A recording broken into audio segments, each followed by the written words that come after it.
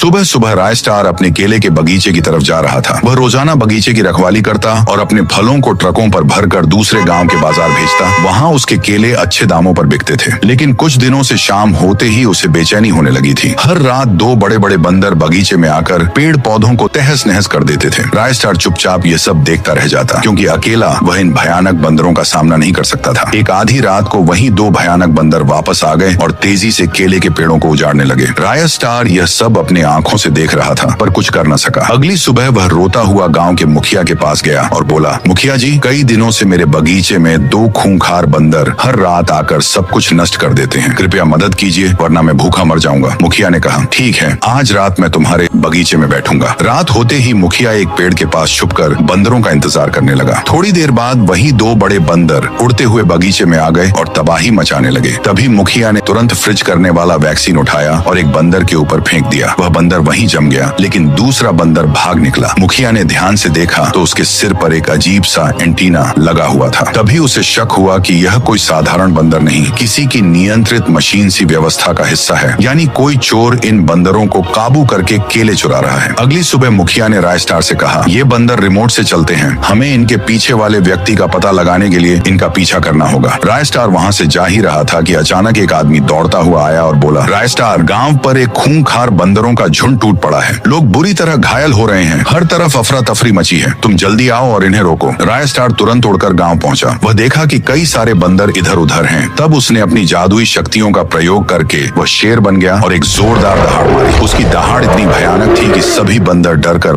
गांव से भागने लगे। उसी रात राय स्टार अपने बगीचे में छिपकर बंदरों के आने का इंतजार करने लगा। कुछ ही देर में वही बंदर बगीचे में आ गया और पेड़ों को उखाड़ कर ले जाने लगा। राय स्टार पीछा करने लगा और पीछा करते करते एक सुनसान अजनबी शहर में पहुंच गया, जहां दूर दूर तक कोई इंसान नजर नहीं आ रहा था। तभी वह बंदर ने सारी लूटी हुई केले एक आदमी के सामने रख दी। वह आदमी कोई और नहीं बल्कि एक पुराना डाकू पुष्पाराज था। राय स्टार बिना देर किए पुष्पा के पास पहुंचा और बंदूक तान कर बोला, तुम ऐसा क्यों कर रहे हो? पुष्पा आंसू भरकर बोला, मैं सबसे अमीर बनना चाहता था, इसीलिए मैंने इन बेजुबान बंदरों का इस्तेमाल किया। मैंने उनके सिर पर एंटीना लगा दिया था, अब वे मेरे काबू में हैं। राय स्टार गुस्से से बोला, तुरंत उन बंदरों के सिर से एंटीना निकालो, वरना मैं तुम्हें जिंदा नहीं छोड़ूंगा। पुष्पा डर गया और तुरंत बंदरों के शरीर से एंटीना निकाल दिया। बंदर खुशी से जंगल की ओर भागने लगे। गाइस, राय स्टार के इस बहादुरी पर लाइक सब्सक्राइब तो बनता है।